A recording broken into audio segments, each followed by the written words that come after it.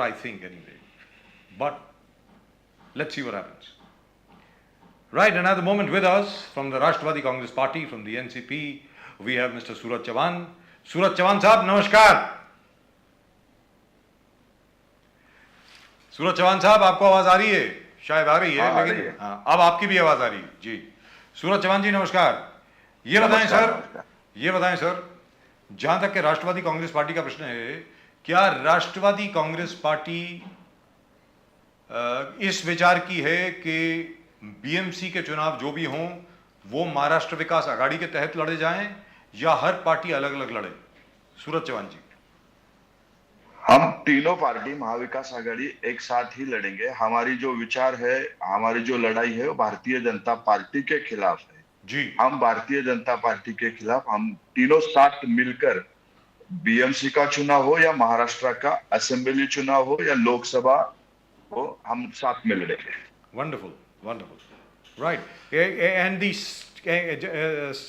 survey just came out just recently. It was like an opinion poll.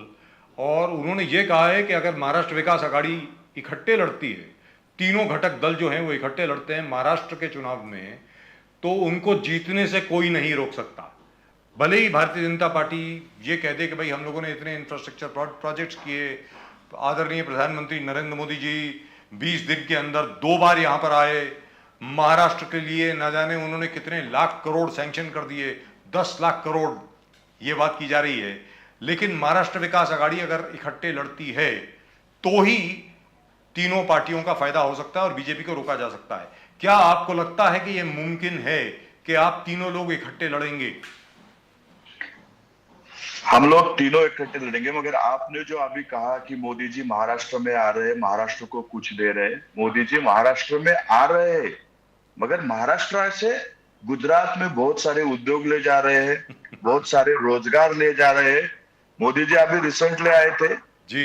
जैसे उन्होंने RBI का जो FD था, उस तरह से बीएमसी में भी बहुत 82,000 करोड़ एफडी बीएमसी की हुई है जी. उन्होंने आकर यहाँ पर नसीहत दी कि ये पैसा बैंक में रखने से अच्छा है, विकास काम पे नाम पर बाहर निकालो, अपने जो मित्र है उनको एक विकास के नाम पे दे दो और अपनी झोली भर दो. ऐसा मोदी जी का काम है. उन्होंने अभी रिसेंटली कहा था कि बीएमसी में जो पैसा पड़ा हुआ है, बीएमसी की जो एफडी है उसे तोड़ दो. और उसके बाद तुरंत 15 दिन के बाद शिंदे फडणवीस सरकार ने बीएमसी की 12,000 करोड़ की एफडी तोड़ दी. इसका मतलब पिछले सरकार ने जो पैसा जमाया था, पिछले सरकार ने जो अगर राज्य पे हो, देश पे हो कोई आपत्ति आए तो उस पैसे से अपने देश चलाए, अपना राज्य चलाए, इसलिए पैसा इकट्ठा किया था. मगर मोदी जी आते हैं, यहाँ से कुछ देने के बजाय महाराष्ट्र से ही लेकर जाते हैं. प्रदीप जी, इतना बड़ा दिल है उनका. शरद पवार जी ने बोले कि मोदी जी मुंबई महाराष्ट्र में दौरा करे मगर महाराष्ट्र को कुछ बेनिफिट मिले तो हम उनका स्वागत करते हैं. ये शरद पवार साहब का कहना है. और what is the stand where Adani is concerned? NCP का स्टैंड क्या है? बिकॉज जो बीजेपी के इनफॉर्मल सोर्सेस से पता चल रहा है कि अडानी जी और पवार साहब बहुत क्लोज थे. जब भी पवार साहब अहमदाबाद जाते हैं तो अडानी जी खुद उनका स्वागत करते हैं, वेलकम करते हैं. और यूपीए में डायरेक्टली जहां राहुल गांधी ने पार्लियामेंट में बहुत हंगामा कर दिया था अडानी विषय में, एनसीपी के क्या स्टैंड था? एनसीपी हो गया, ममता बनर्जी जो घटक दल है उनके यूपीए के, उतना आवाज शायद दिखे नहीं लोगों को. दिस इज बीजेपी के इनफॉर्मल सोर्सेस है. तो आपका स्टैंड क्या है इस विषय में? देखें, एक बात समझ लीजिए, अडानी मतलब पवार साहब के मित्र है, बहुत सारे लोगों के मित्र है, ये हम लोग मतलब इसको डिनाई नहीं करते. मगर दूसरी बात यह है कि हम लोगों ने उन्हें गलत तरीके से बड़ा नहीं किया है. 2014 में अडानी पिक्चर में आए, मोदी साहब के आशीर्वाद से देश के टॉप 5 में, अमीर के टॉप 5 आदि में गए. वो किसका आशीर्वाद था? उन्हें किनका आशीर्वाद से वो टॉप 5 में गए, ये सब देश जानता है. पहचान होना इसका मतलब ये नहीं कि उसको बेनिफिट दी. पहचान से बेनिफिट लिया, पहचान से गलत काम किए. ये अगर पवार साहब से पहचान होकर अडानी ने कुछ गलत काम किए तो हम लोग उसको गलत बोलेंगे. पहचान है इसका मतलब ये नहीं ना हम लोगों ने उनको सपोर्ट किया. लेकिन सूरज चौहान साहब, छोटी सी बात है, राजीव बजाज बोल रहा हूँ, आरके भी बोल रहा हूँ. सूरज चौहान साहब, जो प्रदीप जी ने अभी सवाल जो पूछा है, उसमें अहम बात यह है कि जहां पर कांग्रेस ने जेपीसी की डिमांड करी, ज्वाइंट पार्लियामेंट्री कमेटी की डिमांड करी कि भाई ये जो पूरा कांड हुआ है अडानी का, इसके ऊपर कोई ज्वाइंट पार्लियामेंट्री कमेटी होनी चाहिए, इस पे इंक्वायरी बैठनी चाहिए, उसका साथ जो है वो एनसीपी ने फिलहाल नहीं दिया है। राष्ट्रवादी कांग्रेस पार्टी की तरफ से फिलहाल यहां पर कोई समर्थन नहीं आया। सूरज चौहान जी, मुझे लगता है कि इसका जो अभी आपने जो मुझे सवाल पूछा जी अगर किसी के ऊपर हम उंगली उठा रहे हैं तो उसके बारे में पूरी जानकारी होना जरूरी है जी। उसके बारे में पूरे अपने पास प्रूफ होना जरूरी है। Correct. फिर उसके खिलाफ हमें बोलना अच्छी बात है जी। अगर कांग्रेस के पास कुछ अच्छे से सबूत होंगे, प्रूफ होंगे, उसके ऊपर चर्चा होगी। हम लोग जो देश की प्रॉपर्टी लूट रहा है, जो देश को लूट रहा है, चाहे वो अदानी हो या घर वाला आदमी हो, उसके खिलाफ हम लोग रहेंगे। हमारी स्ट्रैटेजी है, पूरी जानकारी के बाद हम लोग उसके खिलाफ पक्का आएंगे। और एक छोटा सा सवाल, पता नहीं आप जवाब देना चाहेंगे या नहीं देना चाहेंगे, वैसे हास्यास्पद सवाल है, लेकिन क्योंकि सारी दुनिया पूछ रही है मैं भी पूछ लेता हूं, ऐसी क्या बात है। हाल ही में देखा गया हमारे बड़े अच्छे मित्र प्रफुल्ल पटेल साहब और हमारे बड़े अच्छे मित्र देवेंद्र फडणवीस दोनों एक ही मंच पर हैं, दोनों एक ही मंच पर हैं। क्या कुछ चल रहा है वहां पे? एक बार फिर क्या राष्ट्रवादी कांग्रेस पार्टी और भारतीय जनता पार्टी की बैकग्राउंड में कोई हाथ मिलाने की या ऐसा कुछ करने की कोई बातचीत चल रही है? सूरज चौहान साहब, ऐसा कुछ नहीं होता। सोशल प्रोग्राम जो रहते हैं उस सोशल प्रोग्राम में हर पार्टी के लीडर एक मंच पर आते हैं। आप देवेंद्र जी और प्रफुल्ल भाई की बात कर रहे हैं। उस दिन जब देवेंद्र जी सुबह प्रफुल्ल भाई के प्रोग्राम में थे, फिर दोपहर में लातूर डिस्ट्रिक्ट में कांग्रेस पार्टी लीडर एक साथ एक जी लोकार्पण प्रोग्राम में थे। इसका मतलब ये नहीं देवेंद्र जी शायद चाहते हैं कि कांग्रेस राष्ट्रवादी उनके साथ आए, हम लोग नहीं चाहते कि हम भाजपा के साथ जाए। ऐसी कोई दिलचस्पी नहीं, हमारा कोई लगाव नहीं है। हम लोग अपना काम कर रहे हैं, मगर क्योंकि सार्वजनिक प्रोग्राम होता है। एक बार साथ में आकर के आपका जी भर गया, मतलब भारतीय जनता पार्टी के साथ 2 दिन साथ में रह करके आपका जी भर गया, कहने का मतलब ये हुआ। जी प्रदीप जी, नहीं हम जी बताएं सर, बताएं बोलिए। हम लोगों का जी नहीं, जो विकास के लिए राजनीति चलते हैं उसको हम सपोर्ट करते हैं। हम अपोजिशन होने के बावजूद भी अगर भारतीय जनता पार्टी की तरफ से कुछ अच्छा काम होता है तो हम लोग उसकी तारीफ करते हैं, मगर अगर कुछ खिलाफ हो रहा है तो उसके खिलाफ हम आवाज भी उठाते हैं। इसका मतलब हमारे राष्ट्रवादी की विचारधारा, पवार साहब के विचार, पवार साहब ने जो हमें सिखाया है वो है कि अच्छे को अच्छा बोलो, बुरे को बुरा बोलो। जो पब्लिक के खिलाफ हो रहा है, जो जनता के खिलाफ हो रहा है, उसके खिलाफ आवाज उठाओ। यह हमारी नीति है और इस पे हम काम करते हैं। प्रदीप जी, सूरज जी, एक क्या एमवीए में दरारें आ रहा है? बिकॉज आज तक संजय राउत आलोचना कर रहे थे नाना पटोले जी का कि नाना पटोले जी को इस्तीफा देना नहीं चाहिए था स्पीकर पोस्ट से, उनको सबको कॉन्फिडेंस में लेके करना चाहिए था। नाना पटोले जी अगर इस्तीफा नहीं देते थे तो शायद ये एमवीए सरकार गिरती नहीं थी। संजय राउत तक ठीक था, मगर आज शरद पवार जैसे बड़े दिग्गज नेता भी वो बोलने लगे। शरद पवार जी आज बोले कि नाना पटोले जी ने जब इस्तीफा दिया तो एमवीए के सब घटक दलों को साथ में कॉन्फिडेंस में लेके नहीं किया है। क्या what are we saying? Because Sharad Pawar ji एक बहुत बड़े नेता है और उनके तरफ से ऐसे स्टेटमेंट आना, क्या एमवीए में सब कुछ ठीक है या आगे जाके कुछ सरप्राइज होने वाले हैं? कुछ बहुत बड़ा कुछ चल रहा है जिसको लोगों को कुछ मालूम नहीं है। बिकॉज संजय राउत तक ठीक था, जब शरद पवार जी ये बात बयान कर दिए कि नाना पटोले जी का इस्तीफा वो ठीक नहीं था, सबको कॉन्फिडेंस में लेके नहीं किया था और शायद इसलिए एमवीए सरकार। तो how do you see it? Suraj ji कैसे देखते हो आप? शरद पवार जी के स्टेटमेंट बहुत सीरियस स्टेटमेंट है। देखिए, मैं पार्टी का एक कार्यकर्ता हूं, मैं एक स्टेट का यूथ का प्रेसिडेंट हूं। ये जो निर्णय होते हैं वो बड़े लेवल पे होते हैं, इसके बारे में मुझे जानकारी नहीं। अगर ये माध्यम से आपके थ्रू मैं सुना हूं, मुझे एक बात ये लगता है कि अगर इसमें कुछ हुआ होगा तो ही पवार साहब और संजय राउत साहब ने बोला होगा। अगर इसके आगे जाके भी अगर महाविकास आघाड़ी में कुछ होता है तो हमारे नेता बड़े हैं, उस पर बैठकर विचार विमर्श करेंगे और रास्ता निकालेंगे। हमारी लड़ाई भारतीय जनता पार्टी के खिलाफ है, अंतर्गत हमें कोई ऐसा पर्याय नहीं है। हम लोग साथ में है, साथ में लड़ेंगे और जीतेंगे भी।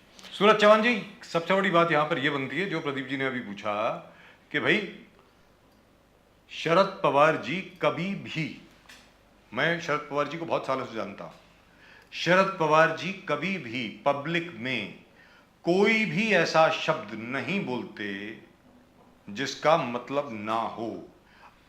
आज जो उन्होंने नाना पटोले जी की बात करी है, इसका मतलब उसके पीछे कोई बहुत बड़ा अर्थ है। तो सवाल यह है, एमवीए में कोई अनर्थ तो नहीं होने वाला? सूरज चौहान जी। महाविकास आघाड़ी में कोई अनर्थ नहीं होगा। महाविकास आघाड़ी मजबूत है, मजबूत तरीके से लड़ेगी।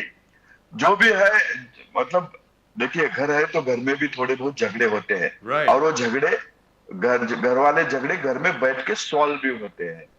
थोड़ी बहुत चर्चा होती है। अभी हमारे विरोधी दल को खुश होने दो थोड़ा कि एमयूए में कुछ चल रहा है, मगर हमारा महाविकास आघाड़ी गठबंधन मजबूत है, मजबूत तरीके से लड़ रहा है। अभी आप ही देखा है कि अभी पूना में 2 असेंबली के चुनाव हो रहे हैं, उस चुनाव में हम लोग साथ में लड़ रहे हैं। ये छोटी मोटी अनबन होती चलती रहती है, और उससे उस अनबन को हमारे कमेटी के मेंबर है, हर पार्टी में एक मेंबर बनाए, कमेटी मेंबर, वो बैठकर बात कर उस प्रॉब्लम का सॉल्यूशन जरूर निकालेंगे। सूरज जी, एक बहुत बड़ा दूसरा शरद पवार जी का स्टेटमेंट था। उन्होंने कहा कि देशमुख साहब, अनिल देशमुख जी और संजय राउत जी, इन पे जो केसेस हो गए वो गलत था, दे वर इनोसेंट, दे वर फ्रेम्ड, जो भी हो गया वो ठीक नहीं हुआ। But at the same time Nawab Malik ji के बारे में कुछ बोले नहीं। तो बीजेपी वाले इस चीज को फ्यूड कर रहे हैं। देखो शरद पवार जी ने क्या बोले। शरद पवार साहब ने बोले कि अनिल देशमुख और संजय राउत का बात किए, but why not Nawab Malik? तो ये 2-3 बार ओमिशन हो रहा है शरद पवार जी से, नवाब मलिक नहीं। संजय जी कैसे, सूरज जी कैसे देखते हो आप अलग चश्मे से देख रहे हैं और मैं अलग चश्मे से देख रहा हूं। पवार साहब जैसे बड़े नेता कुछ प्रूफ हो तो ही बोलते हैं। अनिल देशमुख साहब के बारे में और संजय राउत साहब के बारे में खुद कोर्ट ने बोला है। हम पवार साहब बोल रहे हैं नहीं कि खुद कोर्ट ने बोला है कि ये लोग इनोसेंट है, इन्होंने कुछ नहीं किया। अनिल देशमुख साहब के बारे में तो जिसने तकरार की थी, जिसने आरोप किया था, वो खुद कोर्ट में बोल रहा है कि मेरे पास इनके खिलाफ कोई प्रूफ नहीं है। वो खुद कोर्ट में बोल रहा है।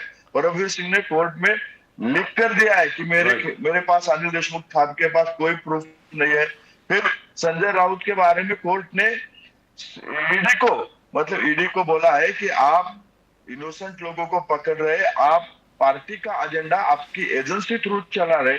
इस तरह से फटकार कोर्ट ने ईडी को दी है। इसीलिए पवार साहब ने बोला है अभी नवाब भाई की केस कोर्ट में चल रही है। हम लोग अभी भी मानते हैं कि नवाब भाई इनोसेंट है, उन्होंने कुछ नहीं किया। जब तक कोर्ट का निर्णय नहीं आता तब तक हम कुछ नहीं बोलेंगे। मगर आपको मैं आपके माध्यम से जनता को बताना चाहता हूं कि नवाब भाई इनोसेंट है, वो भी आगे जाके बाइज्जत बरी हो जाएंगे।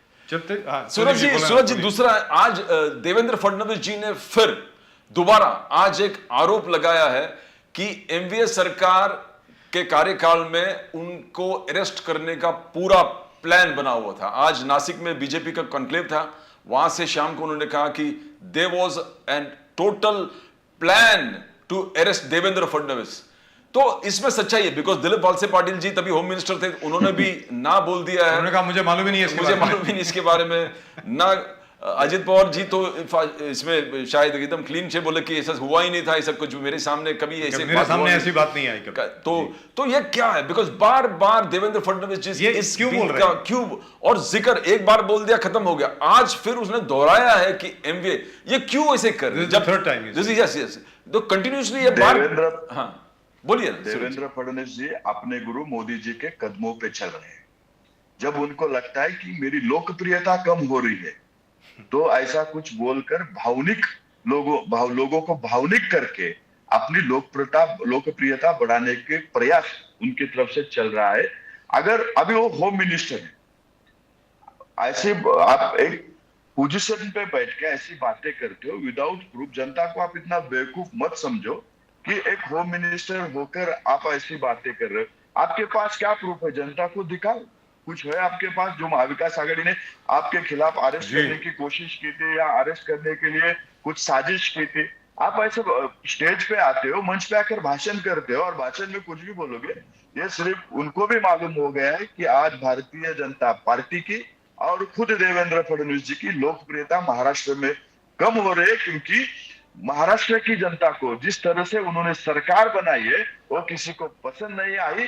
अभी ये घटती लोकप्रियता को किस तरह से लोगों के सामने जाए, तो ऐसी कुछ इमोशनली बातें कुछ लोगों को करके अपनी लोकप्रियता बरकरार रखने की कोशिश देवेंद्र फडणवीस की तरफ से की जा रही है। सूरज जी, मगर सूरज जी। महाविकास आघाड़ी ऐसा कुछ नहीं किया है, ये मैं आपको दावे के साथ कह सकता हूँ। सूरज जी, चलते चलते एक सवाल, आदरणीय सम्मानीय हमारे बड़े अच्छे मित्र हैं जितेंद्र आवाड साहब, वो भी कह रहे हैं कि उनको गिरफ्तार करने के लिए की साजिश चल रही है, ऐसा वो भी कह रहे हैं ठाणे में। तो क्या वो भी जी। लोकप्रियता लेने की बात कर रहे हैं कि अब वहां पर सच्चाई है? नहीं, अभी आप ही देखो, आपके पास आईना है, आप दुनिया को चेहरा दिखाते हो। जब जितेंद्र आवाड साहब के ऊपर 354 का केस दाखिल किया गया था, जी। जिस महिला ने वो केस किया था वो एक पॉलिटिकली एंगल से किया था, मीडिया के सामने वो सब है, हम लोगों ने सबने देखा है जी, कि किस तरह से उनके खिलाफ एक साजिश रखी गई। करेक्ट। अभी वो खुद उस वीडियो में बोल रहे हैं कि आप इस गर्दी में भीड़ में क्यों आए हो, आप बाजू हो जी। जाओ। और वो महिला उस महिला को उन्होंने पहले बहन बोला है, उस महिला के प्रोग्राम में उन्होंने अटेंड किया है, फिर बाद में जाके वो महिला बोलती है 354 की केस दाखिल करती है, फिर जितेंद्र आवाड साहब को अरेस्ट किया जाता है। आगे जाके ऐसी केसेस राजनीति के लिए थाना में होने वाली है, क्योंकि थाना में अभी जितेंद्र आवाड साहब ही है जो उनके खिलाफ आवाज उठा रहे। कहीं तो अपने मुख्यमंत्री साहब को डर है कि मेरी पोजीशन को दाग लगाने का काम ये कर सकते हैं, इसलिए मुख्यमंत्री जी अपनी पावर का इस्तेमाल अपोजिशन के लीडर को मतलब उनकी प्रतिमा मलिन करने के लिए कर रहे हैं। लेकिन सूरज चौहान साहब, इससे तो एक नाथ शिंदे जी का नुकसान होने वाला है। जितेंद्र आवाड साहब के खिलाफ अगर कोई और एक्शन हो गया तो आज वो इतने पॉपुलर हैं, उनकी पॉपुलैरिटी तो 10 गुना बढ़ जाएगी। मतलब ये ऐसा काम कोई क्यों करेगा? प्रतिमा मलिन करने का तो काम होता है, चलो न्याय व्यवस्था है, न्याय व्यवस्था में न्याय मिलता है, मगर जी। कुछ दिन के लिए अपनी प्रतिमा एक मलिन हो जाती है।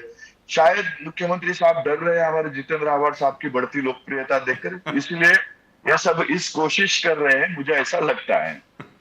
सूरज जी, अभी जिस प्रकार से लास्ट क्वेश्चन जैसे बजाज साहब ने बोले, आप बीजेपी के डेवलपमेंट एजेंडा को 2024 तक कैसे चैलेंज करोगे? बुलेट ट्रेन हो गया, मुंबई मेट्रो हो गया, मुंबई एमयूटीपी हो गया, ग्रीन मोबिलिटी हो गया, नागपुर मेट्रो हो गया, नाग रिवर क्लेंसिंग, अलग अलग रिवर क्लेंसिंग है, इतने सारे 13,000 करोड़ रेलवे बजट है सिर्फ महाराष्ट्र के लिए। तो डेवलपमेंट को अनलीश कर दिया है मोदी जी ने, एक नाथ शिंदे, देव फडणवीस। बहुत सारे सेगमेंट है विद इन द एनसीपी, उन्होंने कहना कि अजित पवार जी शुड बी द सीएम, और पूरे सब लोग उस काम पे लगे कि Ajit Pawar can be a dynamic and very enterprising chief minister. पर ये मोदी जी के डेवलपमेंट प्लान को महाराष्ट्र में आप कैसे मुकाबला कर पाओगे?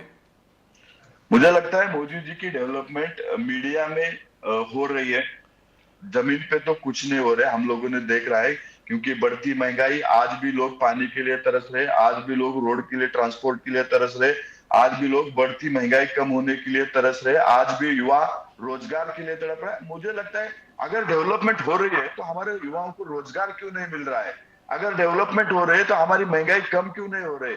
ये सिर्फ इवेंट करके डेवलपमेंट नहीं होती, डेवलपमेंट रोड पे होनी चाहिए, डेवलपमेंट लोगों के लिए होनी चाहिए। मुझे लगता है कि मोदी जी की डेवलपमेंट मुंगेरे लाल के हसीन सपने जैसी है, वो सपने दिखाते हैं, कुछ एक दो मतलब डिलीवर करके, एक दो प्रोग्राम डिलीवर करके वो इतना बड़ा इवेंट करते हैं कि लोगों को लगता है कि ये सब मोदी जी ने किया है। आज एक क्षेत्र ऐसा बताओ जिसमें लोगों की भलाई हो रही है, लोग उससे खुश है, ऐसा कुछ एक ही क्षेत्र नहीं है जिस क्षेत्र में लोग खुश है। मोदी जी डेवलपमेंट नहीं, मोदी जी डेवलपमेंट का इवेंट करते हैं। तो Ajit Pawar ji is the next CM after 2024, क्या लगता है आपको? देखिए, सीएम बनने के लिए 144 का विधायक होना बहुत जरूरी है। 145, 144 प्लस 1, 144 144 प्लस 1। हाँ, हाँ वो 145 चलिए आपके मैं Yes. बता देता हूँ जी वो जिसके पास भी आंकड़ा है जी वो सीएम बन सकते हैं। राष्ट्रवादी कांग्रेस पार्टी में बहुत सारे ऐसे पदाधिकारी हैं जिनकी इच्छा है कि दादा सीएम बने। बहुत सारी पार्टी में ऐसे लोग हैं जिनको लगता है कि मेरा लीडर सीएम बने, जी मगर सीएम बनने के लिए जी 144 का आंकड़ा लगता है और उसके लिए हम लोग आज तैयारी कर रहे हैं। जिसके भी हम महाविकास आघाड़ी में है, जिसके भी ज्यादा आंकड़े होंगे उसका सीएम हो जाएगा। सूरज चौहान साहब आग चलते चलते आखिर में बीएमसी में मेयर किसका होगा सर? बीएमसी में मेयर होगा महाविकास आघाड़ी का और ये हम दावे के साथ कहते हैं, ये हमारा आप रिकॉर्ड रखो और इलेक्शन के बाद ये लोगों को दिखाओ। जरूर दिखाएंगे साहब और आपको भी दिखाएंगे। पक्का, बहुत पक्का। अच्छा लगा सूरज चौहान जी आपसे बात करके। Thank you. इसी तरह आते रहिए हमारे शो में। Thank you so much sir. Yes, thank you. Great pleasure talking to you mister Suraj Chauhan, Maha Vikas Aghadi के Maharashtra youth very confident. NCP के अध्यक्ष Yes, yes. और बहुत कॉन्फिडेंट, बड़ा भरोसा है इनको अपने आप पर, अपनी पार्टी पर और स्पेशली अजीत दादा पवार पर end of course on Jitendra what is well. Right, that's it. That's just about it as far as this show is concerned. You heard today, of course, there was nobody from the BJP. Everybody has gone to attend their camp. शिविर है आज Bharatiya Janata party का, इसलिए आज BJP का कोई शख्स नहीं आया. I hope they'll be back with us on Monday. We'll ask them all these questions. But today was a very interesting day. Let's be very clear. जहाँ तक आज का सवाल है, आज एक बहुत इंटरेस्टिंग शो रहा. मेरे लिए तो बहुत बड़ा दिलचस्प रहा. जहाँ तक आप लोगों का सवाल है, आप जरूर अपने कमेंट्स भेजें. सवाल आपसे यही है, एक छोटा सवाल है. सवाल ये है, YouTube के कमेंट्स में भी आप पढ़ लेंगे ये सवाल, वहां पर भी लिख दिया हम लोगों ने कमेंट सेक्शन में भी, कि आपके मुताबिक बीएमसी यानी बृहन मुंबई म्युनिसिपल कॉर्पोरेशन, बृहन मुंबई महानगर पालिका कौन सी पार्टी है जो बहुत अच्छे तरीके से चला सकती है? बीजेपी यानी भारतीय जनता पार्टी, एकनाथ शिंदे शिवसेना, उद्धव ठाकरे शिवसेना, राष्ट्रवादी कांग्रेस पार्टी या फिर आम आदमी पार्टी? आप किस पार्टी को वोट करेंगे? आप क्या चाहेंगे कि कौन सी पार्टी आए जो आपको लगता है कि आपके जो असली विषय हैं, आपकी जो असली समस्याएं हैं, उनका समाधान निकालने वाली पार्टी कौन सी है? जरूर भेजें कमेंट सेक्शन में इस वीडियो के. We'll of course be back with you on Monday again from both advocate Pradeep Nambiar ji and myself. आप सबको नमस्कार. जय हिंद, जय महाराष्ट्र, जय भवानी, जय शिवाजी, वंदे मातरम. वंदे मातरम.